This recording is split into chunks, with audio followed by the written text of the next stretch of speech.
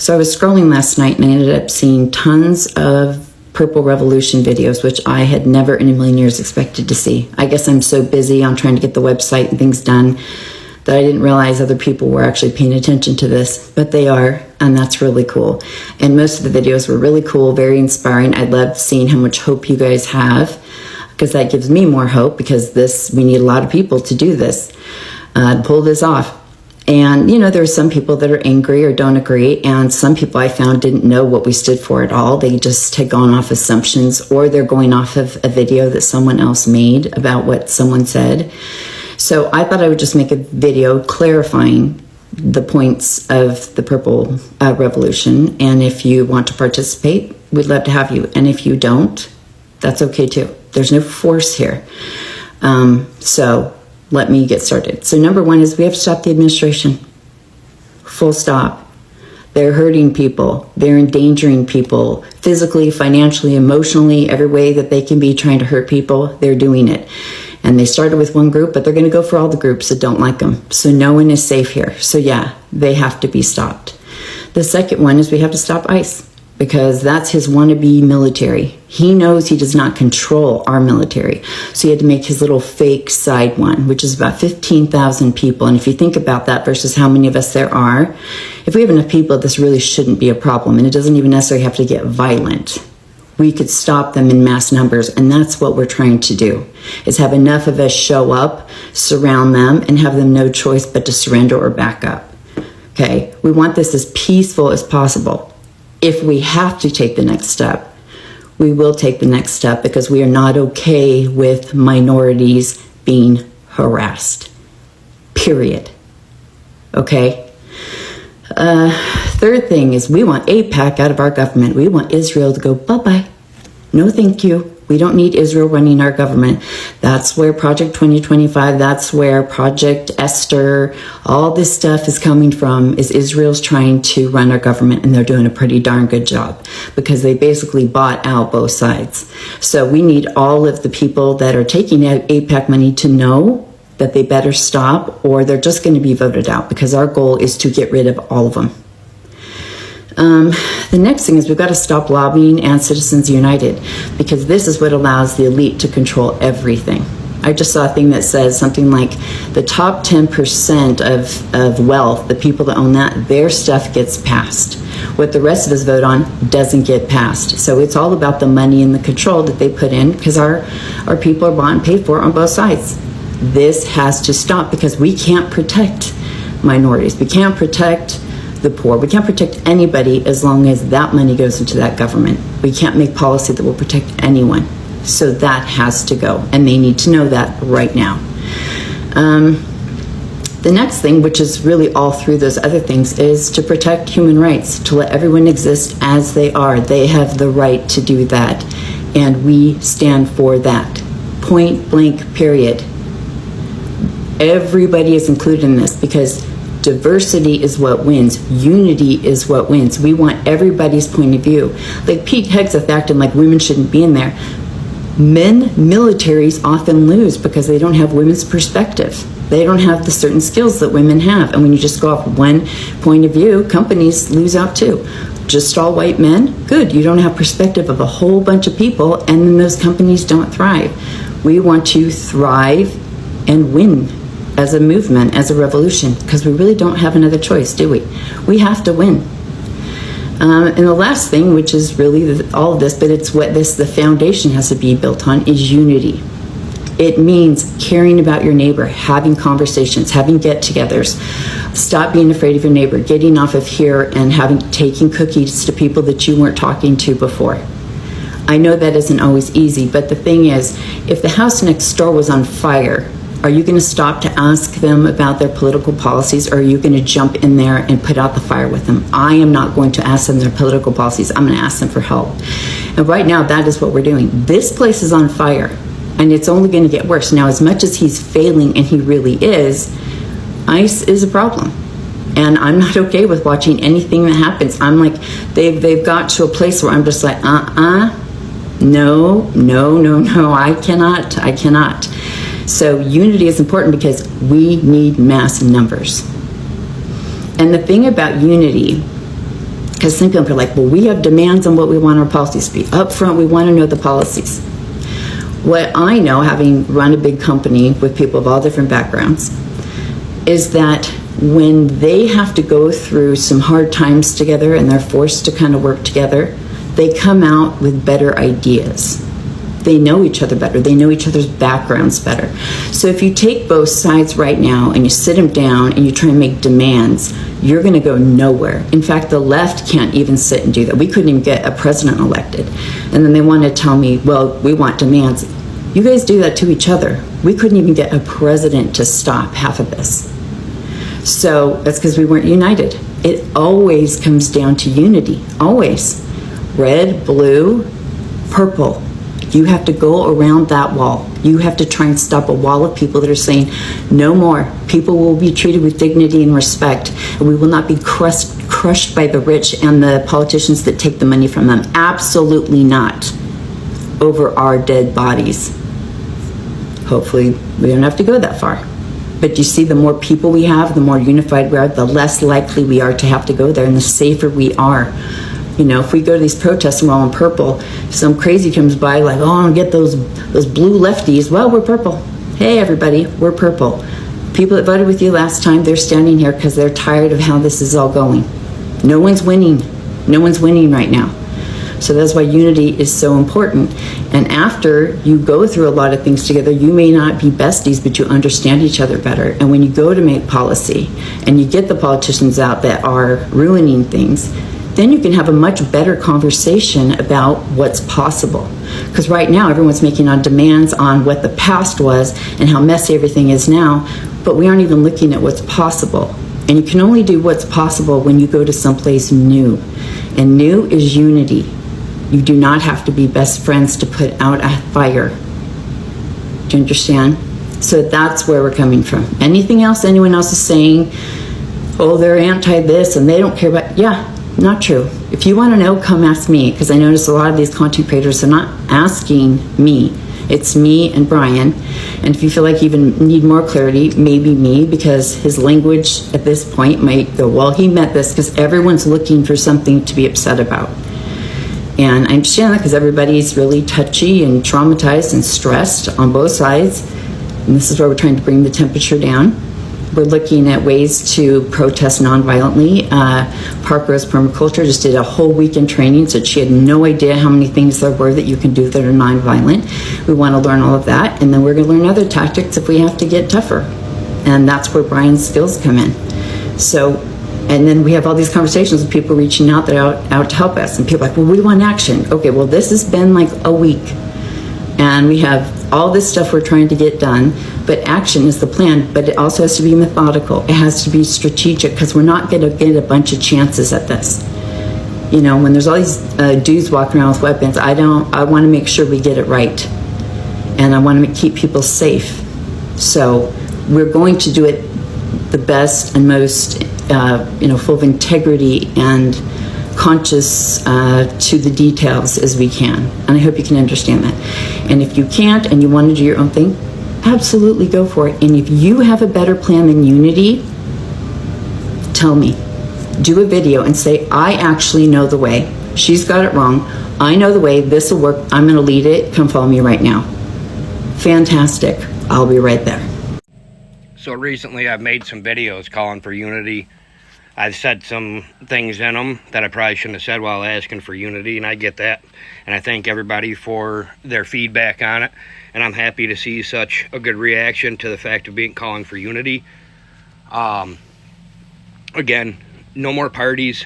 There's no more left versus right. No more name calling. No more degrading people. No more pointing the fingers at people. The ones that we had to point the fingers to are the ones at top.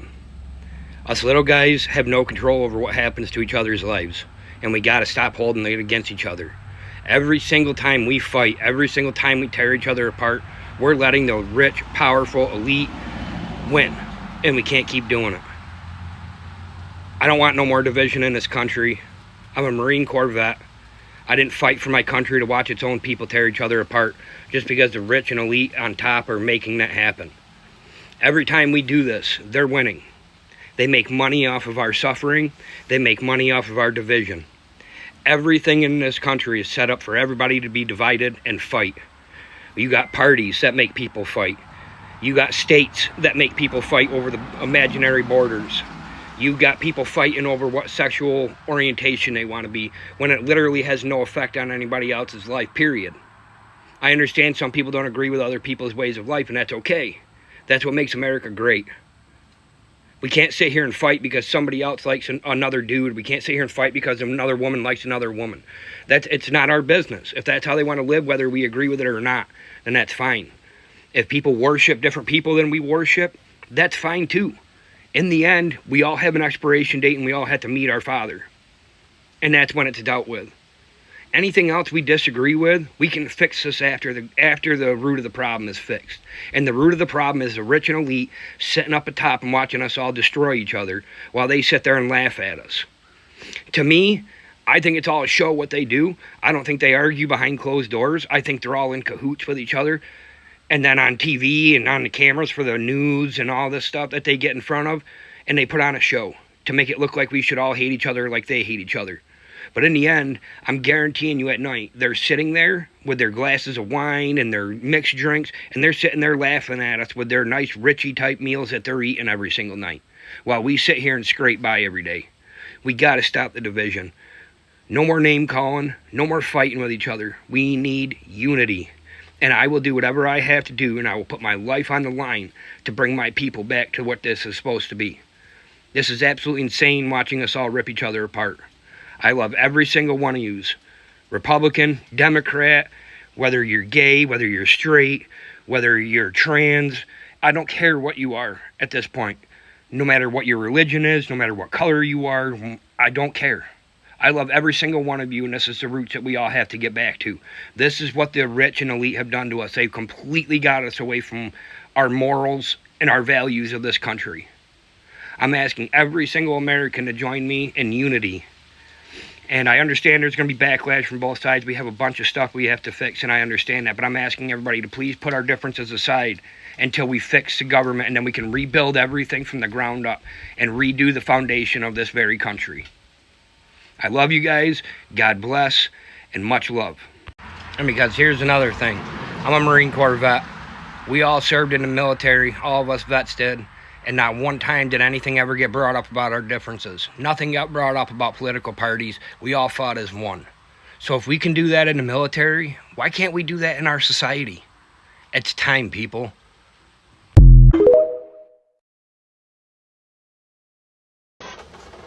So, accountability. I've been doing some thinking. And I said at the very beginning that I would do what I have to do to make sure I bring our people together.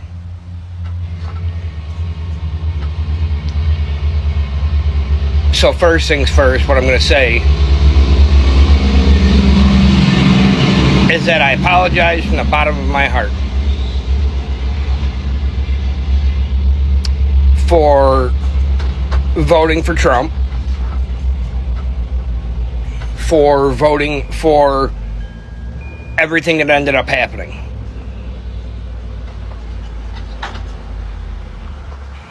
I still to this day feel sick to my stomach looking back at the person that I was.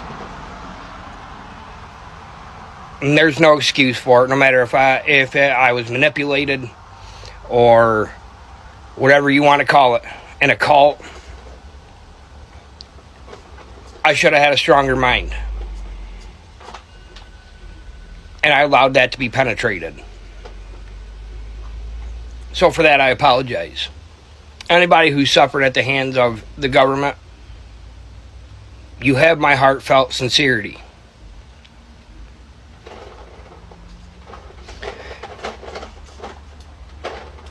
It literally makes me sick to my stomach still to this day to know that I was a part of any single person having to suffer. And as I'm told every single day in comments that words are shallow and the words have empty meaning without accountability. So I thought that coming out and using words as accountability wasn't going to be it. So instead I figured I would make a video to take accountability, and I would leave my story up for accountability so people can see the growth, so people can see that it's possible.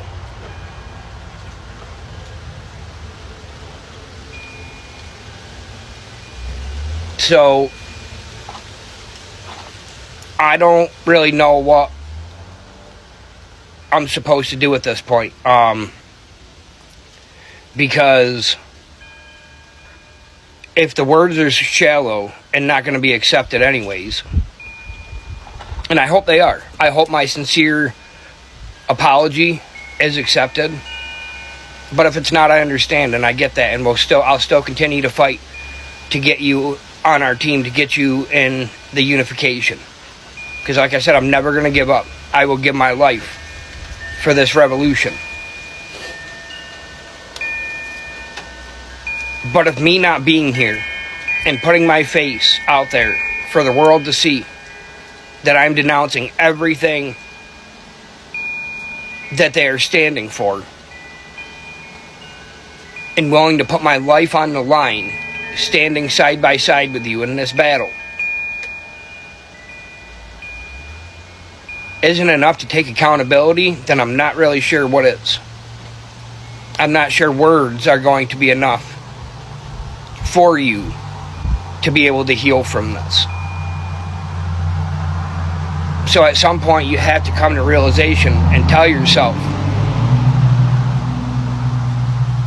are you ready to look past everything that's happened and realize that to get to a better tomorrow, we have to start understanding and we have to start forgiving.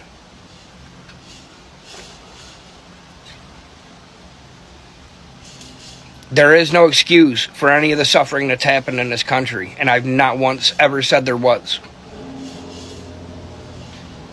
I have denounced the entire organization, the entire establishment, not just Trump, not just Bibi, but the entire establishment.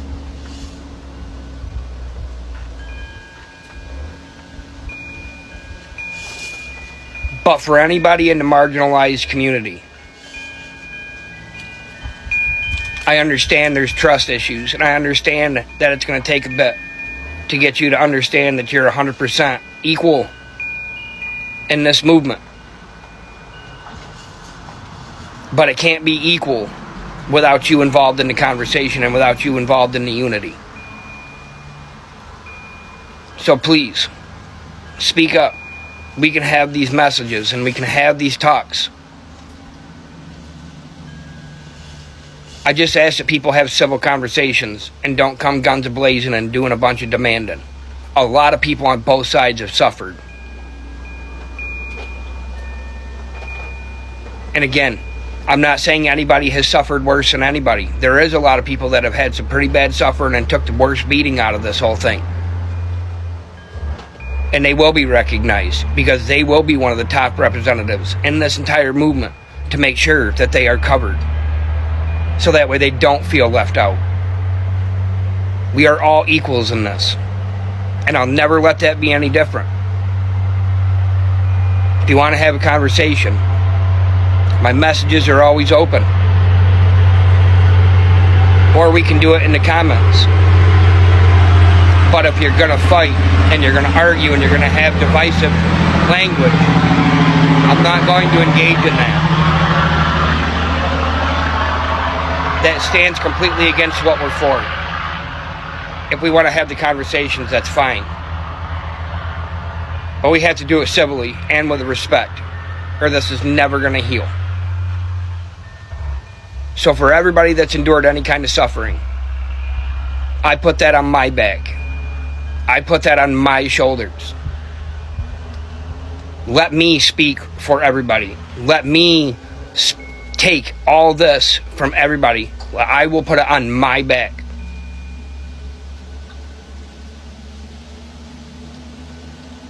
I love all of our people. in this country. Everybody. Nobody's out.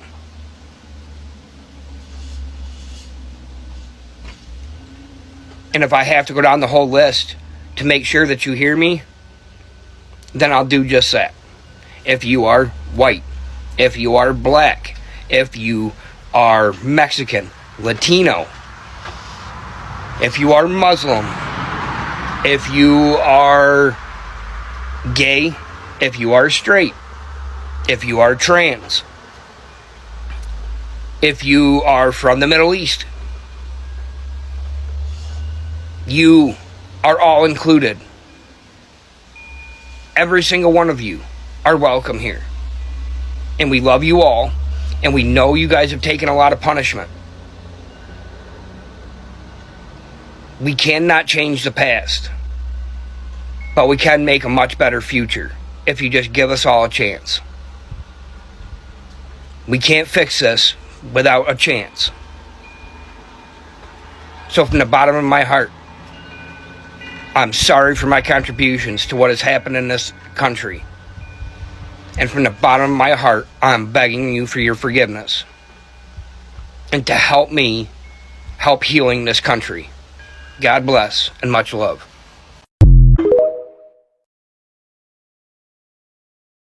Thank you for this comment. I'm going to read it for anyone that can't see it. It says, I mentioned the Purple Revolution in my lecture to nearly 80 university students today in talking about overcoming consensus bias and confirmation bias in management. I was surprised how well it was received. So inspiring. Thank you. And how amazing that you were talking about that in school. I think the reaction has been overwhelming because you don't think that something like this is going to actually catch on. I just think the timing's right. I think enough people are leaving. I think enough people want somewhere to go. I think both sides are fatigued.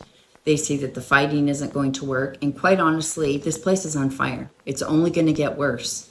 And watching how ICE is now acting like military combatants in all their gear, and they're really hurting people.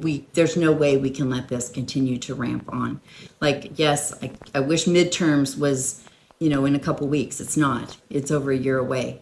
So we have to get this movement going. We're asking people to put the states that they live in on Brian's post about that so that we can start coordinating things and start asking who wants to lead what and start trainings and things like this, because we'd love to just keep it as a movement, to keep people safe, to make this united, to make it stronger.